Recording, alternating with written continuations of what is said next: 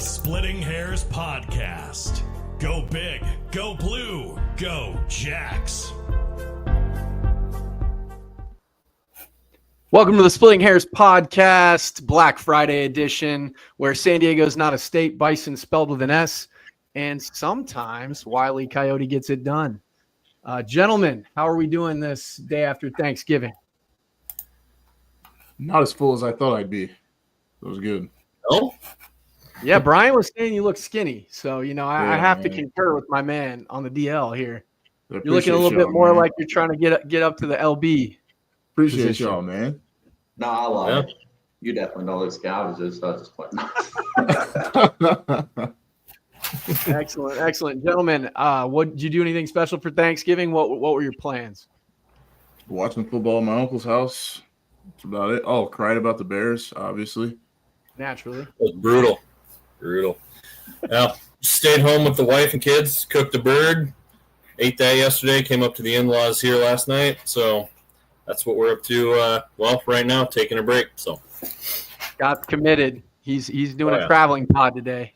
Married to the game, man. That's right. How about you, Brian? Man, 3 Thanksgivings down.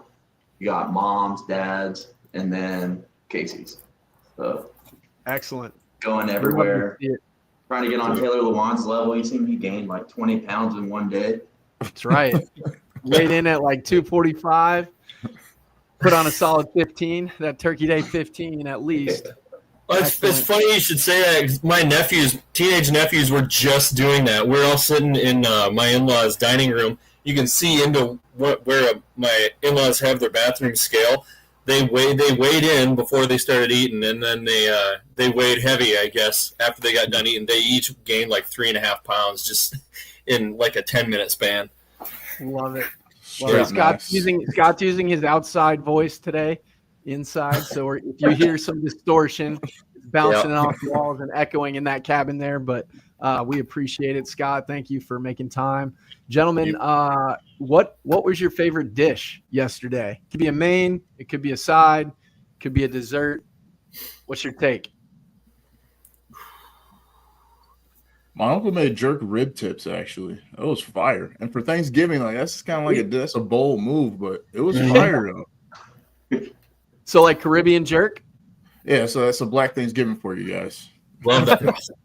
It's better than a dry-ass bird. Our turkey was good, but that sounds awesome. Yeah. How about you, Brian? What'd you go with? I'd have to say the sweet potato pie, whatever. Something That's clutch. general, I guess. Nice. I'm a ham guy. I'm not a big turkey man. Some turkeys they can get a little overdone. They can be dried out, but I must say the missus created an incredible turkey for the fam. Had both dark and light meat. Big fan of the darker meat, and has a little bit more flavor, respect. And the sides, man, always love the sides. We go with some good mashed potatoes here from a good southern comfort food spot down here, Babe's Chicken. They have some incredible potatoes and corn and all the good sides and good eats for you there. We also went with a pecan pie for those down south. That is the dessert of choice in our household, so we love that down here in Texas. And obviously had the pumpkin pie for those who prefer that, but that's what we went with. You guys have any desserts that you prefer?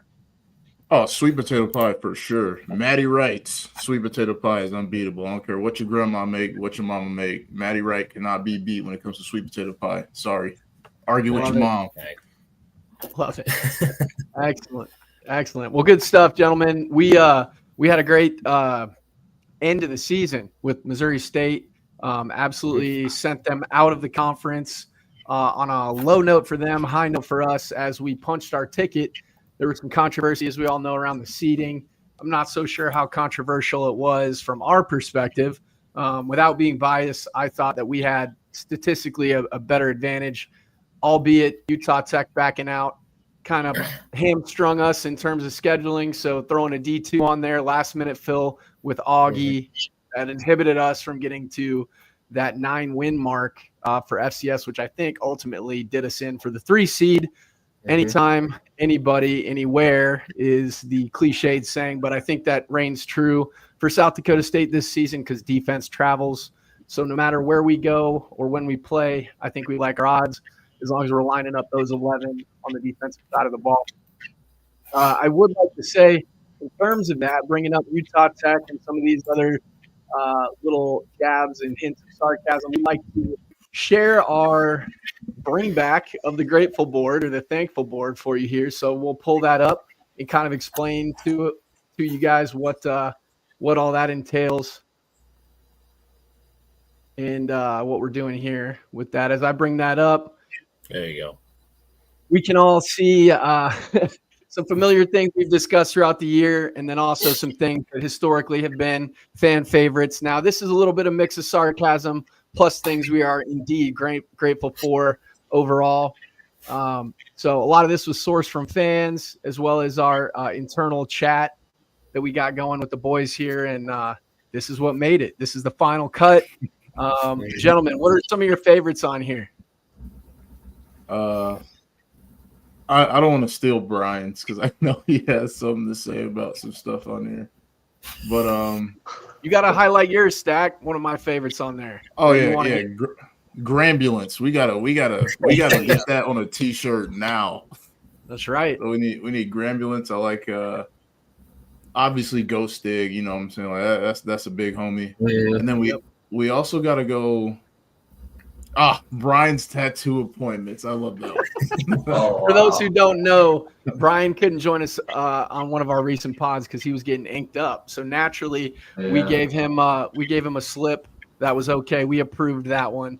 But he got some great work done. If the work was suspect, we would have called him out on that. But show him, Brian. Where's that? Show him. Brian. As long as it's doing better than Stack's dreads, we'll be okay. What you mean?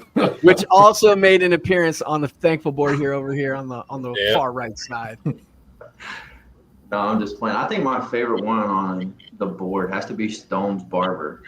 Oh yeah. I don't think anything beats that. So Does such a good job. yeah, Shout out to nice Tony. and clean every time I see him. Mm-hmm. You can see your reflection in it. That's how you know he's doing good work. Yeah. It's always bring fun your looking sunglasses down and around. being able to see yourself. Right. Got to go. Whooping Cough made a hilarious appearance here. For those who don't know, Portland State had to cancel as a result of an outbreak of whooping cough on USD, which kind of threw seating and all types of stuff out of whack. But that was kind of a comical one because you don't hear that in this day and age. No, you Followed by Wash your Costco guys. hands. Man. Yeah. Oh yeah, the bring the boom dance. I love that. I thought that was hilarious, especially when Chase was doing it and everyone's in a full-out brawl. Epic television. What was going on? No context college football tweeting. That was hysterical. One of the better moments in this season for sure. Yeah, no, I got enjoyment out of that. Yeah. I take JI picks. That one's funny too, and you guys know why. You know why. JI picks. I think we were throwing around a few names. We were gonna go like Bison Illustrated for one. But yeah, man, you know what I'm saying? Just want to say back the boys. I'll just leave it at that. But you deserve that spot on there, JI. Oh yeah. Feathers got ruffled. That's crazy, man. I don't That's know. all right.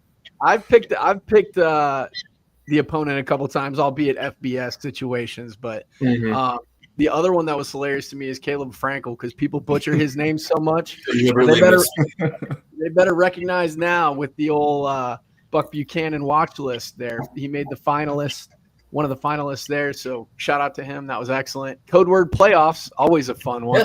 Yes. Love the USD attendance. That one of the greatest games USD has ever played happened last weekend, and I know some people that were there, and you're like, you wouldn't believe the number of empty seats. And it's like, that's a freaking shame. What's the deal? Like, go to the game. Scott, how dare you throw shade on Lehigh? Because that was the game of the week. Everybody knows it. What a Lehigh. joke.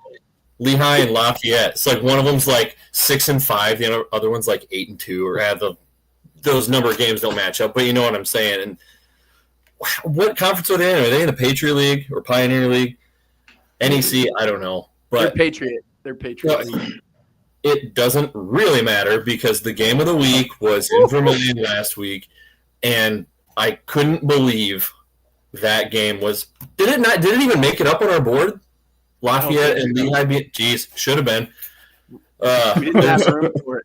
There's a reason those guys get clowned in their Twitter mentions so much because their official FCS football accounts were like game of the week, Lafayette, Lehigh. I don't think it was. When you had the brawl of the wild going on too. Yeah. True. I think there's a spot right here for Scott's whiskey right now. Right here. Let them know. Sorry. No, you're good, man. You're good. Love it. 9 years of eligibility was a fun one. Mm-hmm. You know, always I'd good. say also, I was going to say Unhinged Tucker, for you guys that don't know, that is not a shot at him at all. I just feel like sometimes, I mentioned it before, like, he's a little bit off, bro, and I feel like that really helps him when he's playing football, but, like, we might need to get him in a straitjacket one of these days. I don't know. And Stack, you might have to elaborate on this one. Oh yeah. No, we got the most athletic white man in the country. At least like in terms, and not like just like in terms of like a group, easily. Like, bro, think about like the Yankee twins, and then right after they leave, or okay, I'll put it like this: like you have like Jake Winicky, and then you have the Yankee twins come in, and then you have like Griffin Wilde, and then obviously tight end you. So like them the most athletic white dudes on the field. You get like a dude like Adam Bach, like bro, we are the most athletic white team I've ever seen in football. Period. Can't forget Chase Mason, and then Chase, obviously Kirby. Like, come on, man. Running people over in the NFL, leading receiver for the Pack last night. Shout out to him. Continuing to do big things in the NFL. Tight end you know what it is. We should have thrown that up there. I think we take it for granted. Sometimes we forget about it. Dallas Goedert, him as well. Got to shout out the what one did I miss right here? Piping in the crowd noise. That's always a good one. Replay assist. That was fun. Yeah. Or lack thereof. And then naturally Pioneer League, right? Because we're getting dinged for D2 competition, yet the Pioneer League doesn't play with any scholarship athletes. Would Augie be in the Pioneer League? But they have an auto bid. But they have an auto bid as well, so it's kind of crazy. Crazy the logic behind that or lack thereof, but and Augie would stand a chance, Scott. Yeah, that's like right. they'd be upper third probably, right? They stand a real chance. It's crazy. Excellent, fellas. Well, that is our thankful board for this year in 2024. We can definitely, shout out Dan. Thankful for Greg Haley. You know, we are with his insightful analytics, you know, and all the things. He's an expert because he got there first in the field, I guess. Just listen to him. Shout out to everybody who supported us on that and threw in some suggestions. Next year should be better with a little more momentum behind it. And we got to dig up some of the old, the OG ones from 2009 that set it all in motion. So it won't mean a lot to everybody else, but it'll mean a lot to those who understand and those who've been following the Jacks for a long time. But with that said, gentlemen, we should talk a little bit about forecasting ahead into the FCS playoffs. We got games starting tomorrow. The MVFC is a 4-team league. We got 4 bids. First time ever, and I wouldn't be surprised if it happens again in the modern era that we get 2 top 4 seeds. Number 2 being NDSU, number 3 being South Dakota State, and number 4 going to USD. So pretty incredible what the conference did in terms of its top heaviness this year. And then coming in with a at-large bid, you have Illinois State at 8-3, who's going on the road to SEMO, even though they actually won the bid for the home playoff game. But because they have high school playoffs going on at their field in Normal, they will not be able to host. So fascinating, just some more stuff that you can expect from FCS ball sometimes. Yeah, it's interesting, but I mean, props to them for really, I mean, standing behind their high school programs they have in the state. It sucks for them, I guess, but I would think they'd, kind of go into into SEMO and kind of take care of business. But it's pretty interesting. I thought it was a little wild for D1 athletics, but that's, like you said, kind of what you get, a little bit more unique with FCS, the way the playoffs are set up. Certainly. So just give you the rundown of the games that we can expect tomorrow for the first round. Like I said, Illinois State at Southeast Missouri State. Central Connecticut State taking on Rhode Island out of the CAA, formerly known as the Colonial, now the Coastal Athletic Association. You have UT Martin at New Hampshire, Grambling at Southern, not for the FCS playoffs, but that's Celebration Bowl, I believe. Then you have Lehigh and Richmond. Lehigh that we Or it mentioned. might be the SWAC championship. SWAC, you're right, SWAC. The Lehigh at Richmond game actually is the Patriot League versus CAA. So I think CAA got 3 teams in, all playing in the first round, followed by Eastern Kentucky at Villanova. That's another CAA team that we have grown accustomed to facing. Drake at first-time newcomer to the playoffs, Tarleton State. Drake being one of those Pioneer League non-scholarship teams who we're also quite familiar with. Should be, I would think, an easy out for Tarleton. They're Northern Arizona and Abilene Christian, some of the last couple in the tournament. Northern Arizona got in. Abilene Christian hasn't been to the playoffs, I don't think, in a while. I think they're a first-timer as well, if ever. Tennessee State and Montana. This is the game Jacks fans are going to be watching, keeping a close eye on. That's a primetime game on ESPN2 at 9:15. It'll be interesting. We'll either see Eddie George or Bobby Houck, gentlemen, coming into the Dano. Thoughts on that? I feel like, with the way our defense has been playing, you're going to have to, I'd say, for the games that we had that were, tight and close, you're just going to have to be really creative on offense is really what's going to come down to, right? Because, our offense, is great. We mentioned it earlier, our offense has been putting up almost 40 points a game or something like that. 38 something.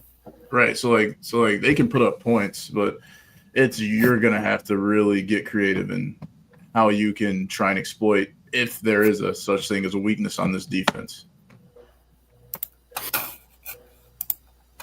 Certainly. When you look at Tennessee State, they got 50 piece by North Dakota State early in the year. Obviously, going to North Dakota State is a tough place to play, as everybody knows. They finished out the year strong, beating SEMO to kind of build some fast momentum to get into the show. SEMO did win the conference. Tennessee State, it's that at-large bid, so SEMO was the AQ there. Tennessee State this year has, in conference, given up 159 points, so their defense is fairly stout. Scoring 209 points total in that span as well, finishing the season at a 9-3 mark overall. I think it's going to be fascinating to see that speed against the Grizz, who historically probably have a better showing in the trenches on offense and defensive line. The Grizz have some good skilled players as well, but when you look at them throughout this season, we talked a bit about it when we were going over the preview for the F and Hawks game. They dropped one to North Dakota in Grand Forks, 27-24 early in the season, and barely beat Missouri State to start the year. So I think I like the odds either way. Coach Houck is obviously going to be able to make adjustments. His team's going to be coming off some motivation, if they do get the dub against Tennessee State, to try to get some reprieve from the loss they took in the national title game as well. Mm-hmm. Kevin weighs in here. What's up, Kev? Tennessee State special teams is horrendous. Yeah, that could be a thing if they kick it to Junior Bergman. That could be an issue. Bergen. Sorry, getting Brennan Begeman confused there.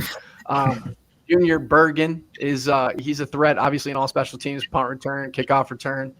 And then if they can't kick, if they're getting into the red zone, if they have issues with that whole operation, you know how that can go. Washington Grizz Stadium is a difficult place to play. Having played there myself, it's brutal.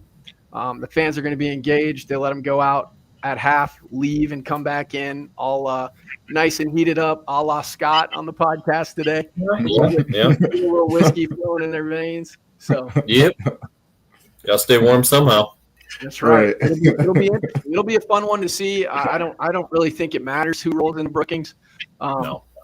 I think we could all agree on the pod today that the biggest obstacle in the way for the Jacks is themselves. So they'll have to dig deep and see if we can mitigate the unforced errors as you start to see those play a bigger factor over and over in games late in the season, right? So whether it's false start penalties, procedural issues, on either side of the ball, holding, late hits, whatever, those mental errors can start to accumulate and really impact a team's ability to sustain drives or to stop them.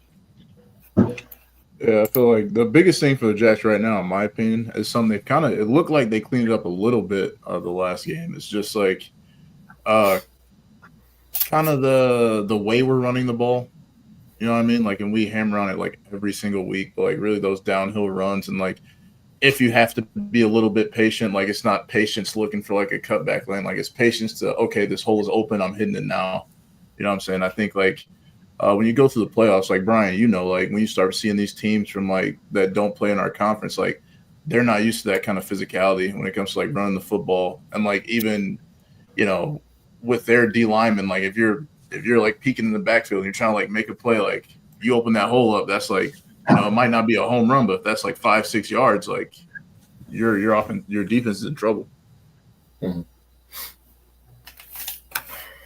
No Shoot, doubt, B. Will, you played against them. What did you think about Montana? I never played them. You did too, didn't you, Kyle? Yeah, I played him back in the early '80s, so we're not going to go through that. But I said, like, I've never played against them. So, like, what did you think of their whole deal last year? I don't know. I feel like, typical Missouri Valley Conference play, really. That's all it felt like. Yeah. I wouldn't say their O-line was anything crazy, I mean, I don't know who all they returned, but I don't feel like they were as good as they were. They can't be as good as they were last year. Yeah. Whenever you drop the UND.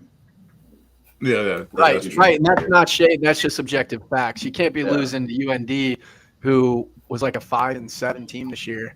And then want my respect. Right. Sorry, buddy. I'll always respect them. I like the fact that we're in friendly confines for whoever we play for it, just to kind of create that other added element. They will understand what it's like to play in this type of outdoor climate. Probably more intense elements at least with the snow factor. Out in the mountains. But Tennessee State, whole different animal, different beast for them. And then we should mention Eddie George has got some head coach run, some speculation on potentially becoming the next head coach at Kennesaw State. So does that factor into it?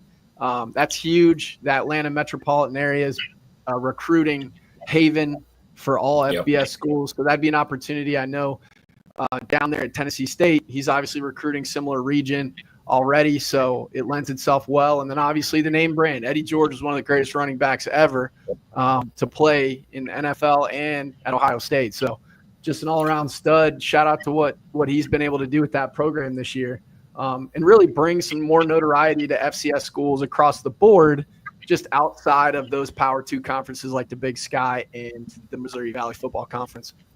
Well, it's similar to a lesser extent of what like Deion did at Jackson State. I mean, Deion, one of the best NFL players ever. Eddie George, kind of right up there with him. I mean, it's a big draw. It really is, especially in those big metro areas. Like TSU's in Nashville, right? So, I mean, you're still battling with – I mean, it's Vanderbilt, but it's still an SEC school.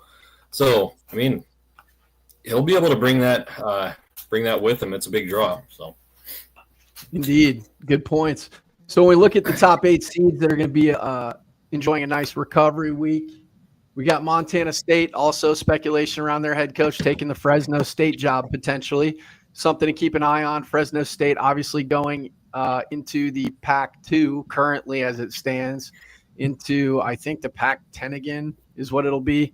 But that said, not a power conference, but they do have power conference money to be able to allocate to its head coaching personnel. So when you look at that, is that a factor? Does that play a role in the decision of Vegan vacating what he's done at Montana State for more money, more resources, better opportunity? Could be. You look at what he's done already in the Mountain West Conference as a coordinator, as an offensive line coach, tight ends coach. He knows the conference. He knows the foes. He's recruited the region.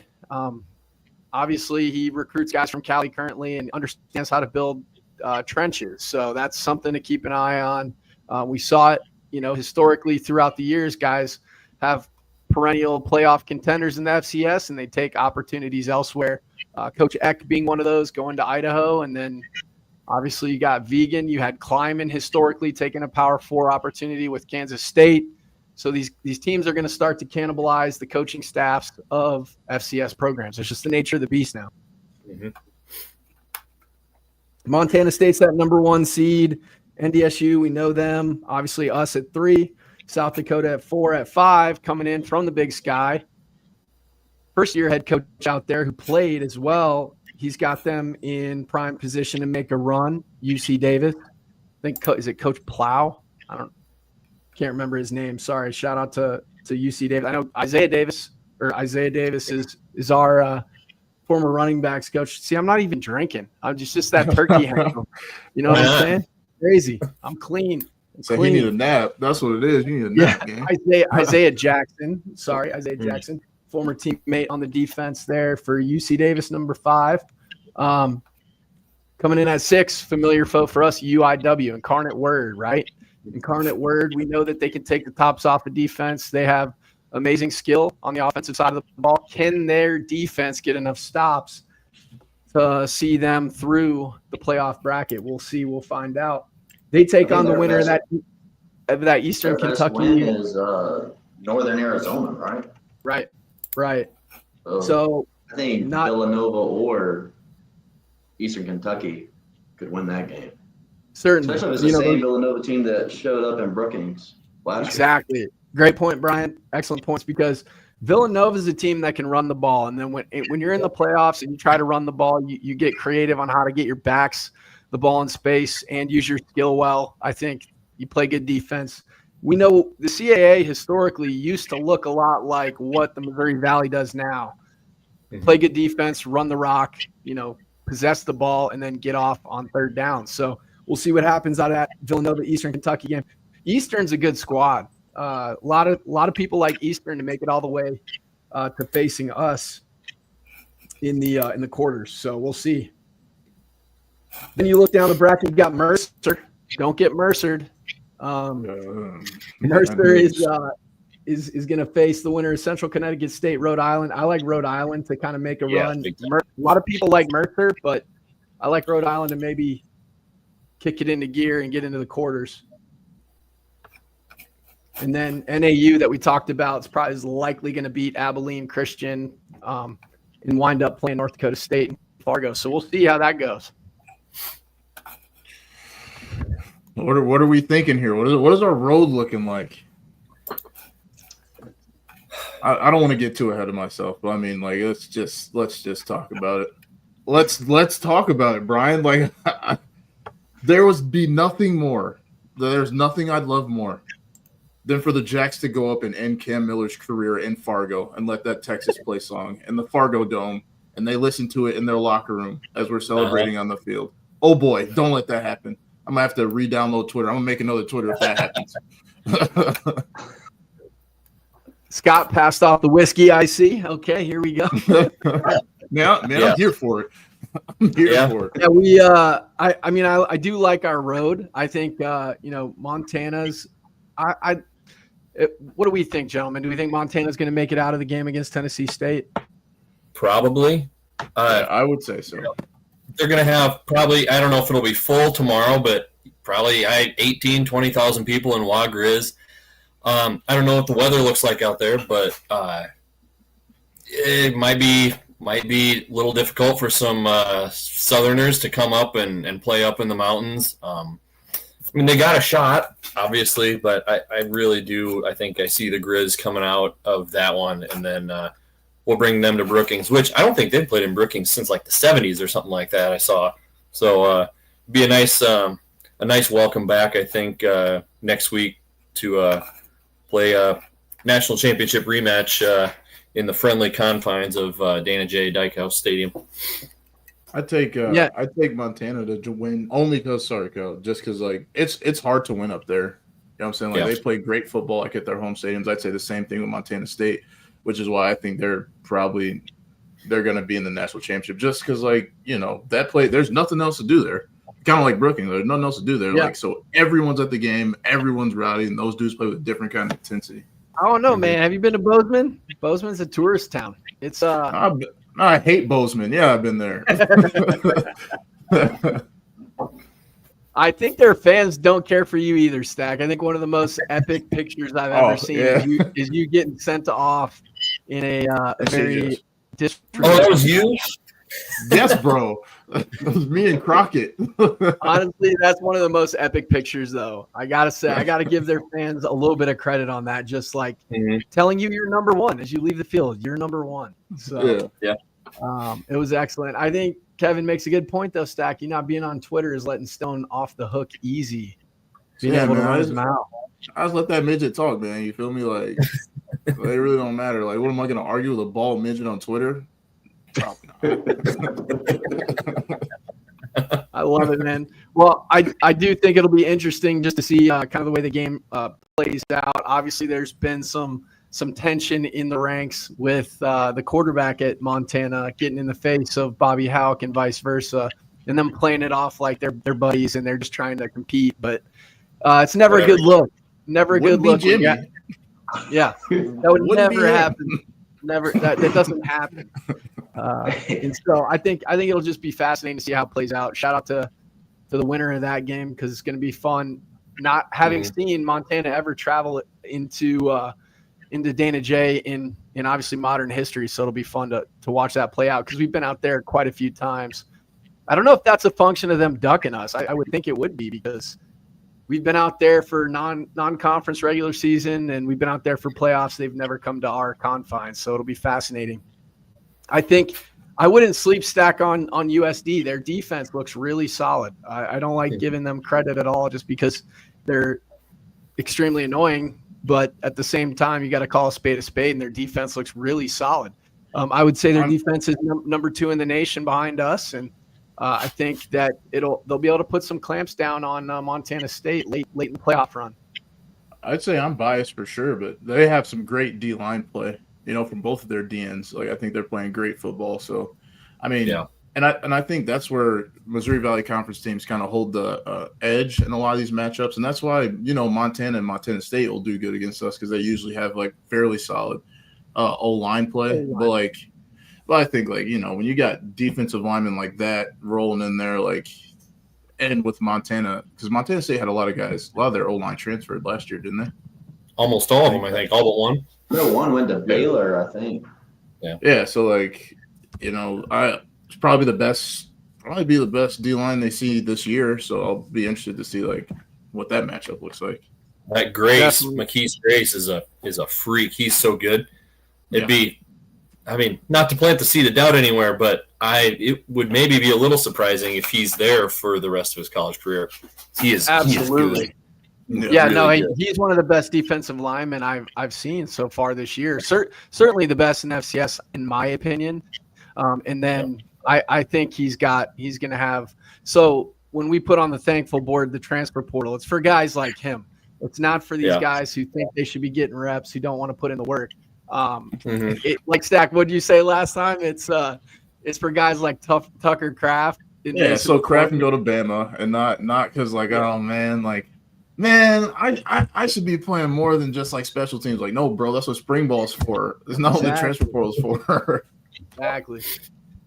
Exactly. So I do like how that matchup's going to shake out just to see Missouri Valley, Big Sky. We'll see what happens when the dust settles, I think. Now, another thing that I want to bring up here, I thought it was fascinating. Someone far smarter and more seasoned and with a better resume than any of us will ever have in terms of the world of football, Jim Harbaugh said that the number one unit where everyone relies on them to succeed, but they don't rely on anybody else for their success is the offensive line.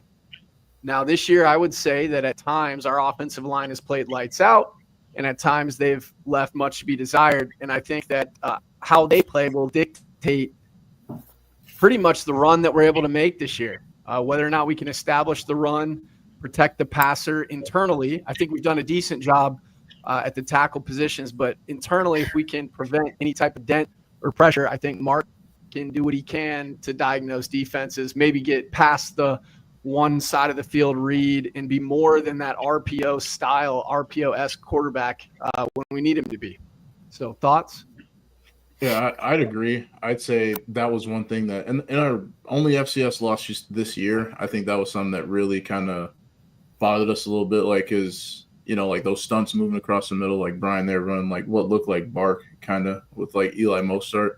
So and it looked like, we were kind of caught up in the stuff coming this way and the guy looping this way, and just I guess the communication in the middle. They've shored it up since then. Like, we really haven't seen a D tackle really give us problems like that since then. But yeah, I'd say on the edge, even when we played like USD, I didn't think like it was like noticeably bad or anything like that. Like, I think with so many like moving pieces in there, because like we've had Q was in there we had like Q and then Hicks and then Sam, like just rotating in at tackle, and it's just like it's a lot going on. I know like that's hard for them because you have to have like chemistry when you're playing together and like to really get the O-line to gel. But when you have like so many moving pieces at the same time with like injuries and stuff like that, like it can be hard. But it seems like now they're kind of hitting their stride a bit, and you could see it in the way we run the ball now too. Mm-hmm. Yeah, it seems like they're opening up a lot of holes right up front rather than, running backs needing a cutback lane or anything. There was a little bit of mention a lot earlier in the season about them being maybe the 603 Hogs instead of the 605 Hogs, but with a lot more. That's crazy. With a lot more. Didn't someone say it in our group chat or something? That was me. Yeah, that's crazy. I stand by it. Yeah, but they're playing a lot more. They're playing a lot more cohesive, and been a lot more continuity here as we get into the later part of the season. So it's paving the way for our running backs to really kind of churn out those one cut and gone runs rather than looking for a cutback lane. Although those cutback lanes are there, but they haven't really had to rely on that much here the last several weeks. So. Yeah, I'm interested to see what the game plan looks like regardless of our opponent. Can we start fast? Can we get out of our own way? Like I said, no mental errors. Keep all the kickoffs inbounds. Do our 111th to execute and really move on to the next round of the playoffs. I think one of the things I want to see is who's going to step up and establish themselves on the edge. Is it going to be Griffin Wilde? Is Graham Goring coming back? Is he out for the year? The Jacks do an excellent job of keeping all injuries close to the vest, as I think all teams should. Do we get back fully healthy after this week on all sides of the ball? Obviously, with the exception of the guys we've lost for the year, like Colby Herter and Cale Reeder, things like that. Who steps up at corner the rest of the way through? Obviously, we know Beanham is our guy on the edge. Colby Humphreys made a name for himself, obviously, very quickly coming over from Northern Arizona, rising up through the ranks on the depth chart, and then obviously becoming a force in the run game and being pretty locked down when he needed to be. Juice has stepped up in the secondary. Shout out to Durant's for making big play after big play when we needed it. But then again, obviously, there's leave some stuff to be desired in certain coverage situations that will hopefully have Tucker Large back for. And he's shown himself to be a pivotal asset here throughout the rest of the season. So going into playoffs, I like it, gentlemen. Let's look at the D line and your expertise, Brian and Stack. Who needs to step up? Who do you think is going to step up and make their impact known? I'd say personally, my bad. You got it. You got it, Brian. Jared DeFreeze has to, keep going, and then it'll honestly be interesting to see who steps up outside of the starting four. Who can continue to come in and rush the passer, whether that's Bryce, just something off the edge too. Yeah. So that's what I want to see emerge. Are we going to see, real quick, Stack, are we going to see a Cade Tervier-esque type performance emerge where a guy gets a heat check, right? We're going to see that. Are we going to see Hawthorne, who's my X factor, really make some hay in the playoffs. It'll be fun to watch. Yeah, and I'll say, like, Brian, like when you get to the playoffs, like these O lines, they're a lot. I mean, not to be like bogus, but they're a lot worse than you're used to. So like you can like really kind of experiment with some stuff you've been wanting to do that won't work on Volson or won't work on this guy. But it's like, this dude who never really sees like this kind of defensive line play, like that can work. And I think that's where Cade had a lot of success, and like our D line really started to like show up in the playoffs for the last few years.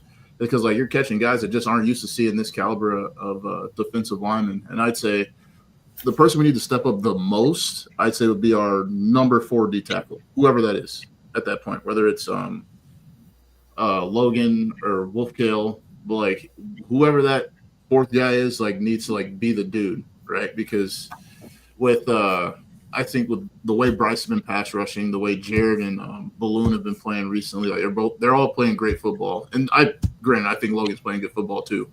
But I'm saying like for this like next push, like there can't be drop off when the twos roll in, right? Like there can't be a weak spot in the defense. It can't be this guy's playing well, but like our other D tackle's like 3 yards off the ball, and we still got to spell like Jared 4 or 5 plays so he doesn't have to play the entire game, right? So like. It's time to take that next step, as in you pretty much have 2 groups of starters is how it needs to look like. That's right. Shout out Wolf Cake. Autocorrect love to call him Wolf Cake. Autocorrect. Whoa, he looked more like you to me. He's got my number. I guess. Love it. Double nickels. Gentlemen, let's we're not going to pick them all, but let's go ahead and pick the Tennessee State Montana game, score predictions, and then we'll get into it.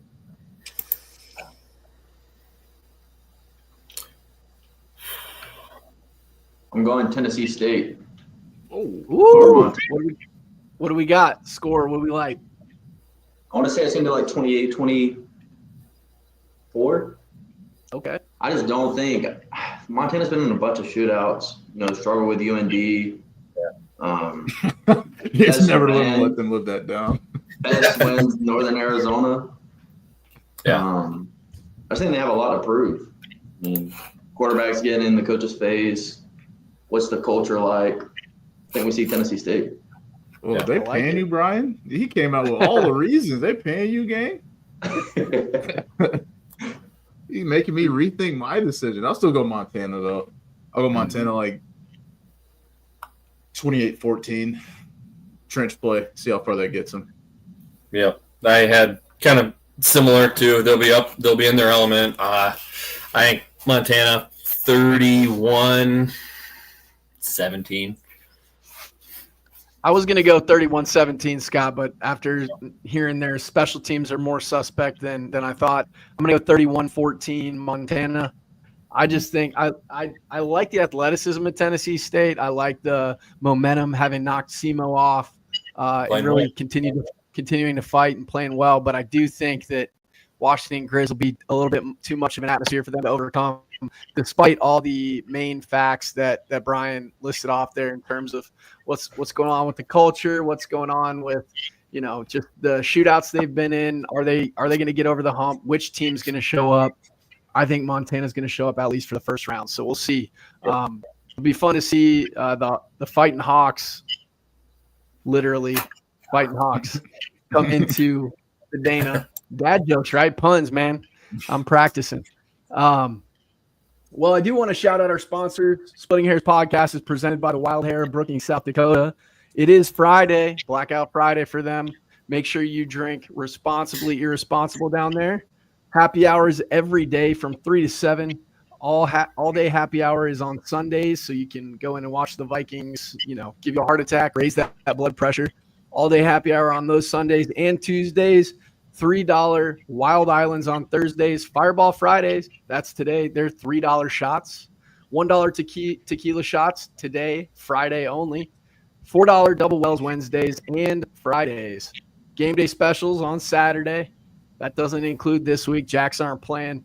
$10 buckets of domestics and $22 buckets of seltzers only when the Jacks play, as a reminder.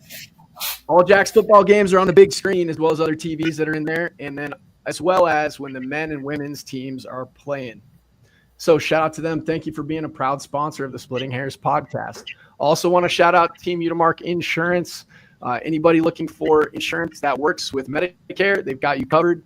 Reach out to one of their friendly agents today. You can DM me. You can hit me up on Facebook, and I'll connect you with them. They're licensed in Minnesota, Iowa, and the state of South Dakota. So appreciate them for the sponsorship. Shout out our guys, Cottonwood Coffee and Bistro of Brookings, South Dakota. You can check them out on Main. Make sure you get all your caffeine fixes in before the Jacks play so you're wired and amped and ready to go at the Dana when it's rocking and rolling. Grab some breakfast or some brunch at their bistro. They've got great farm, fresh-to-table food for you, and you can also check them out at cottonwoodcoffee.com. Make sure you sign up for their auto ship. That way you can get your fix whenever you need it. With that, gentlemen, it's been a pleasure. Happy Thanksgiving again. Happy Thanksgiving, Black Friday, and go big, go blue, Go Jacks. Thanks.